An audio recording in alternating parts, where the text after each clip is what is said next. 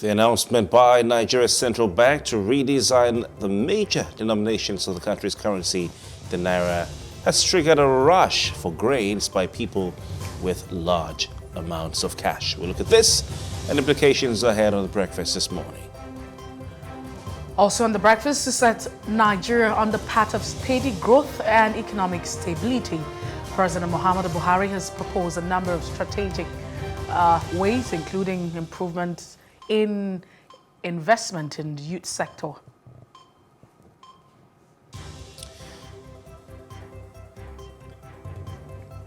And we'll look at the latest headlines on the pages of today's national dailies. I'm sure you'd like to know what the papers are talking about this morning. And of course, it comes with some interesting analysis. We call it Off the Press.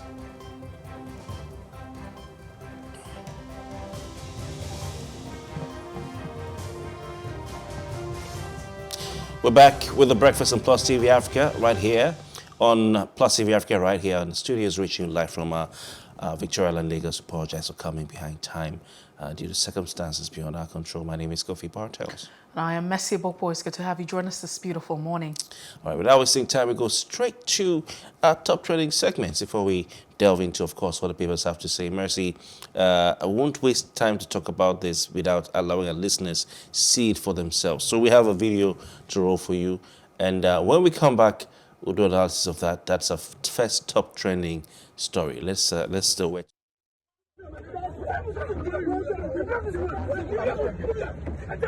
Are you mad?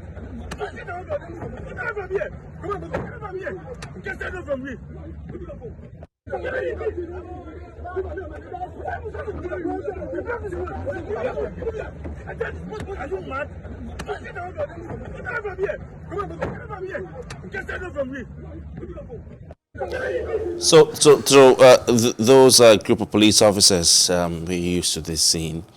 We're used to it. A group of police officers on Monday seen, mercilessly beating a bus driver. He drives a bus taxi. He allegedly, the report is that he refused to settle them. When we say settle them in this part of the world, we mean he refused to give them a bribe or to give them money. And it was gathered the officers allegedly attacked that bus driver, during a stop and search, and this is what they usually do on the roads. According to eyewitnesses, this happened in front of First Bank Airport bus stop at the Ikeja axis of Lagos, right after PWD bus stop. He was asked to pay the usual fee after I gave them his vehicle papers, but he refused to pay, and that angered the officers who started beating him. This is really sad. Now, one of the officers you can see was wearing a T-shirt and a jean. You can see he also had a weapon at some point. I don't know how you can be identified as a police officer wearing a T-shirt and a jean. So he was seen beating, repeatedly slapping and punching that bus driver while accusing him of blocking the road. And you can see what happened there. There's nothing to add to narrate this. It's just what it is. Mercy. Well, so it's quite unfortunate, and I feel really pained by that. It's quite emotional. I mean, just before the video went off again, as we showed it, it's really touching to see all of that kind of manhandling, if you would like to say. It's totally condemnable, unacceptable, and that's what it is. Now, if you look at the law and what the Constitution says, or if you talk about the Police Act of 2020, I know that the police has a right to stop and search vehicles. So in the course of conducting stop and search, in the fact that you have a responsibility to carry out, the Constitution did not say that you should manhandle people. The law agencies or security agencies have a responsibility of ensuring that they carry their duty, but also respecting fundamental human rights. It's totally inhuman. And one would say that we can't constantly act like this and constantly and also consistently try to compare ourselves with, developed climes. And we can say, you see what's happening in the United States of America. I know that we always want to blame President Muhammadu Buhari or whoever becomes the president or is the president or the governor at one point or the other. But really, if you look at the modus operandi of the police, or if you look at, what is obtainable, every profession has a mode of operation. And I've never seen in the Constitution or the Police Act, where it's stated that, you know, police officers have to manhandle. As much as the crime might be, it's important that you act within the ambience. I mean, you should have to act within the ambit of the Constitution and the law. And so this total regard for fundamental human rights, respecting people and respecting their rights. And in the course of discharging a duty, should we begin to act like animals, very uncivil, not acceptable? And this is one of the reasons why the hashtag #EndSARS protest came through in 2020. And up until now, it's quite unfortunate that despite all of that protest and the back and forth and all that has happened, the police, men of the Nigerian police, some of them have not been able to respect, you know, the rule of law, or also understand that in the course of discharging their duty, it's expected that you be civil despite the offense. It's very barbaric, very condemnable. It's animalistic. That's what it is. And I'm sure that the animals can do better. But we should. So if we're humans, we should do better, no matter the offense. There's always a way to, you know, go about your duty. And that's what we're looking at is not acceptable. I'm sure that the police can do better. However, it shouldn't end at that. There should be investigation. This person's involved in this assault and manhandling should be identified and be made to face, you know, the law.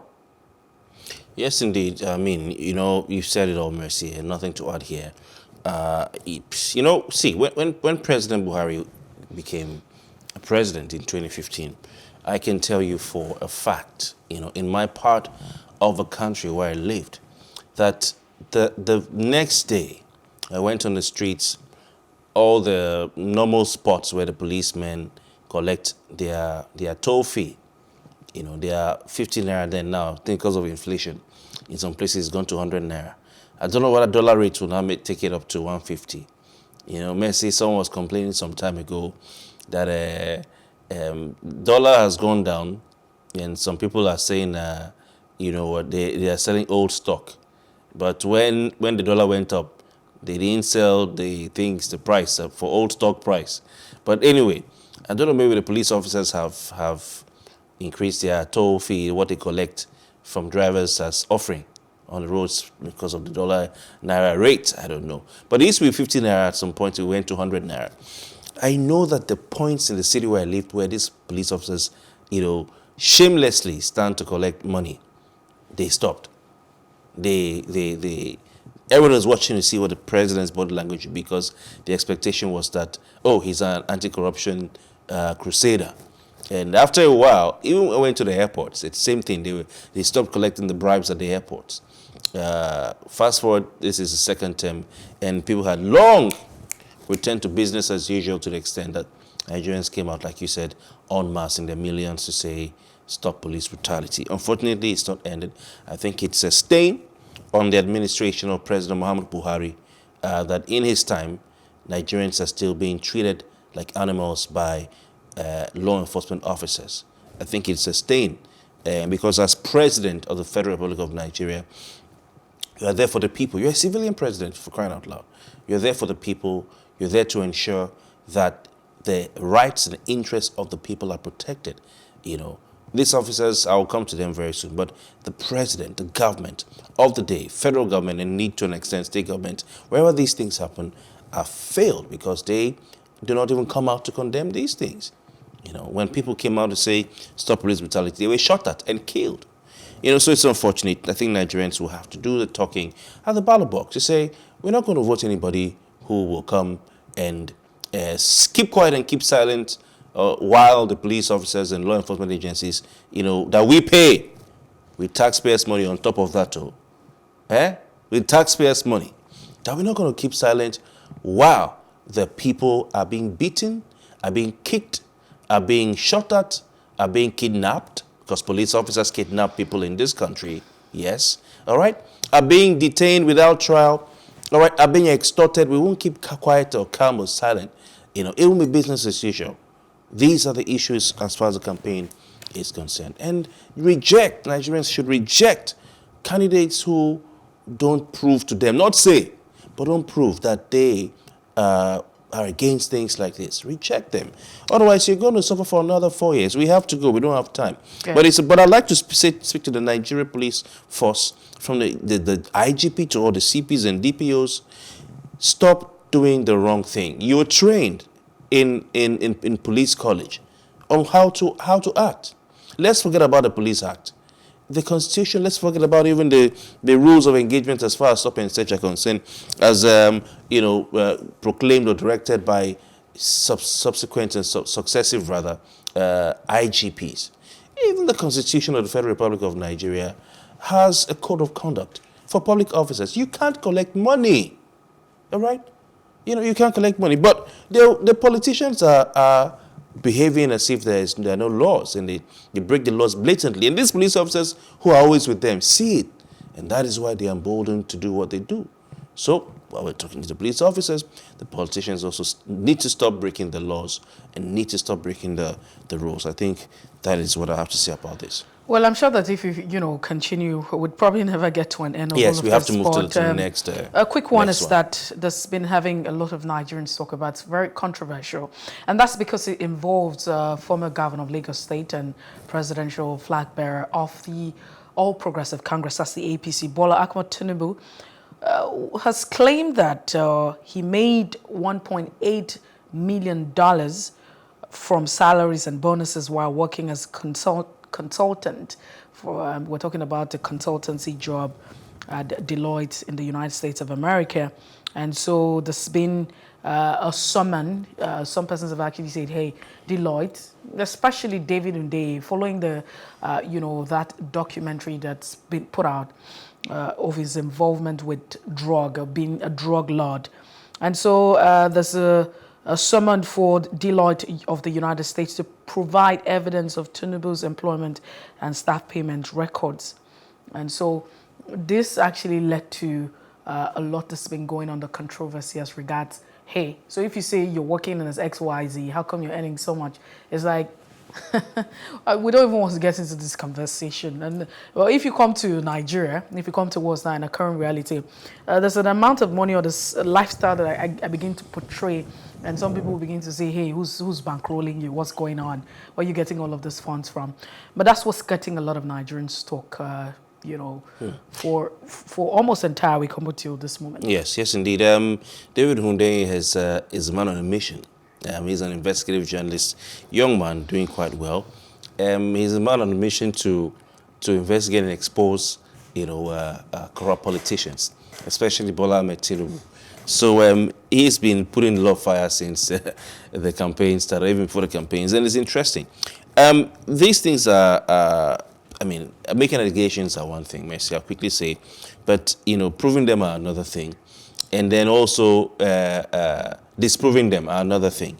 I think the ball is in the court of the Tinubu campaign team and Mr. Tinubu himself to reject these allegations, not just reject them, but also to prove them wrong, And I think people are waiting to see something, especially people who are supporters of Asiwaju Bola Ahmed Tinubu, to see this man bring out evidence to show that he was engaged by Deloitte and Touche, all right?